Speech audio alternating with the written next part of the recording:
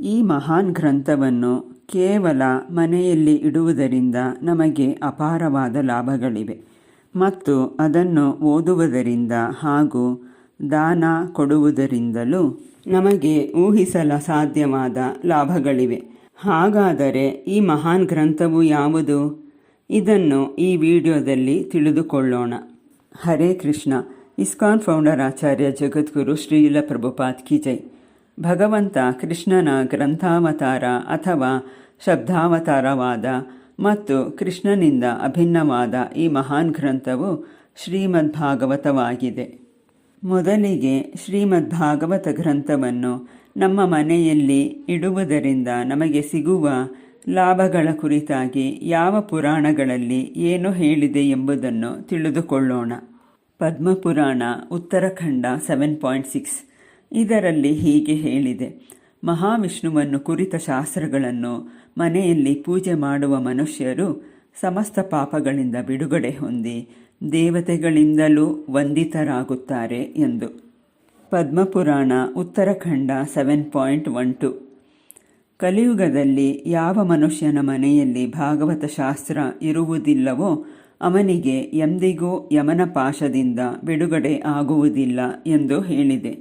ಅಂದರೆ ಮನೆಯಲ್ಲಿ ಈ ಗ್ರಂಥವನ್ನು ಜಸ್ಟ್ ಇಡುವುದರಿಂದ ನಾವು ಯಮರಾಜನಿಂದ ತಪ್ಪಿಸಿಕೊಳ್ಳಬಹುದು. ಅಂದರೆ ನರಕಲೋಕಕ್ಕೆ ಹೋಗುವುದನ್ನು ನಾವು ತಪ್ಪಿಸಬಹುದಾಗಿದೆ.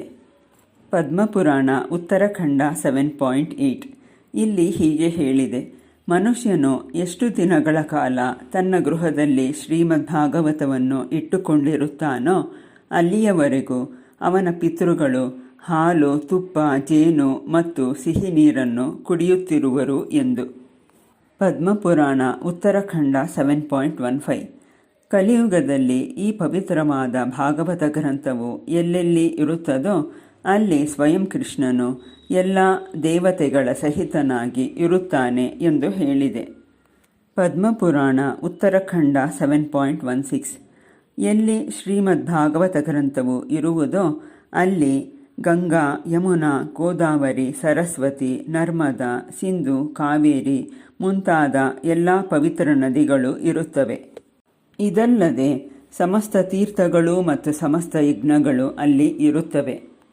ಮತ್ತು ಅಯೋಧ್ಯ, ಮಥುರಾ, ಮಾಯಾಪುರ, ಕಾಶಿ, ಕಂಚಿ, ಉಜ್ಜಯಿನಿ, ದ್ವಾರಕಾ ಮುಂತಾದ 7 ಪವಿತ್ರ ನಗರಗಳು ಮತ್ತು ಪವಿತ್ರ ಪರ್ವತಗಳಾದ ಗೋವರ್ಧನ, ವಿಂಧ್ಯ ಮತ್ತು ಸಿಂಹಾಚಲ ಇವೆಲ್ಲವೂ ಅಲ್ಲಿ ಇರುತ್ತವೆ ಎಂದು ಹೇಳಿದೆ. ಈಗ ಶ್ರೀಮದ್ ಭಾಗವತವನ್ನು ಓದುವುದರಿಂದ ಆಗುವ ಕೆಲವು ಲಾಭಗಳ ಕುರಿತಾಗಿ ವಿವಿಧ ಪುರಾಣಗಳು ಏನು ಹೇಳುತ್ತವೆ ಎಂಬುದನ್ನು ತಿಳಿದುಕೊಳ್ಳೋಣ.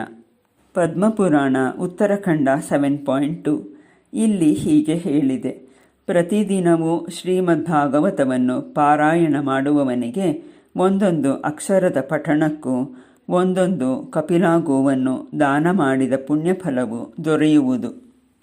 ಪದ್ಮಪುರಾಣ ಉತ್ತರಖಂಡ 7.4 ಪ್ರತಿನಿತ್ಯವೂ ಯಾರು ಶ್ರೀಮದ್ ಭಾಗವತವನ್ನು ಪಾರಾಯಣ ಮಾಡುತ್ತಾನೆಯೋ ಅವನಿಗೆ 18 ಪುರಾಣಗಳನ್ನು ಪಾರಾಯಣ ಮಾಡಿದ ಫಲವು ಸಿಗುತ್ತದೆ. ಪದ್ಮಪುರಾಣ ಉತ್ತರಖಂಡ 7.3 ಪ್ರತಿದಿನವೂ ಶ್ರೀಮದ್ ಭಾಗವತದಿಂದ ಅರ್ಧ ಶ್ಲೋಕವನ್ನಾಗಲಿ ಅಥವಾ ಶ್ಲೋಕದ ಒಂದು ಪಾದವನ್ನಾಗಲಿ ಓದುವವನು ಅಥವಾ ಕೇಳುವವನು 1,000 ಗೋವುಗಳನ್ನು ದಾನ ಮಾಡಿದ ಪುಣ್ಯಕ್ಕೆ ಭಾಗಿಯಾಗುವನು.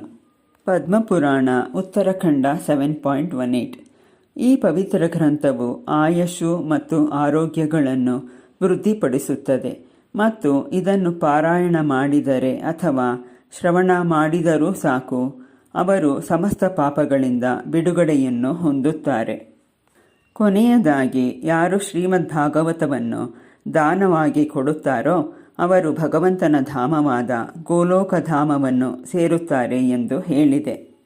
ಶ್ರೀಮದ್ ಭಾಗವತ ಗ್ರಂಥವು ಕೃಷ್ಣನಿಂದ ಹೇಗೆ ಅಭಿನ್ನವಾಗಿದೆ ಎಂಬುದನ್ನು ಇಲ್ಲಿ ನೋಡುತ್ತಿರುವ ಈ ಚಿತ್ರದ ಮೂಲಕ ತಿಳಿದುಕೊಳ್ಳೋಣ. ಶ್ರೀಮದ್ ಭಾಗವತದ 1ನೇ ಮತ್ತು 2ನೇ ಸ್ಕಂದವು ಕೃಷ್ಣನ ಪಾದಕಮಲಗಳಿಗೆ ಹೋಲಿಸಬಹುದು. ಹಾಗೆಯೇ 3 ಮತ್ತು 4ನೇಯದು ಕೃಷ್ಣನ ತೊಡೆಗಳಿಗೆ, 5ನೇಯದು ಕೃಷ್ಣನ ಹೊಕ್ಕಳಿಗೆ, 6ನೇಯದು ಕೃಷ್ಣನ ಎದೆಗೆ, 7 ಮತ್ತು 8ನೇ ಸ್ಕಂದಗಳು ಕೃಷ್ಣನ ತೋಳುಗಳಿಗೆ, 9ನೇಯದು ಕೃಷ್ಣನ ಕಂಠಕ್ಕೆ, 10ನೇಯದು ಕೃಷ್ಣನ ಮುಖಕಮಲಕ್ಕೆ, 11ನೇಯದು ಕೃಷ್ಣನ ಹಣೆಗೆ ಮತ್ತು 12ನೇ ಸ್ಕಂದವನ್ನು ಕೃಷ್ಣನ ತಲೆಗೆ ಹೋಲಿಸಬಹುದು. ಹೀಗೆ ಶ್ರೀಮದ್ ಭಾಗವತವನ್ನು ಮನೆಯಲ್ಲಿ ಇಡುವುದರಿಂದ ಸ್ವಯಂ ಕೃಷ್ಣನೇ ಅಲ್ಲಿ ನೆಲೆಸಿರುತ್ತಾನೆ. ಆದ್ದರಿಂದ ಇಷ್ಟೆಲ್ಲ ಅಪಾರವಾದ ಲಾಭಗಳನ್ನು ಹೊಂದಿರುವ ಶ್ರೀಮದ್ ಭಾಗವತ ಗ್ರಂಥವನ್ನು ಎಲ್ಲರ ಮನೆಯಲ್ಲೂ ಇಡಬೇಕೆಂದು ವಿನಂತಿಸುತ್ತೇನೆ.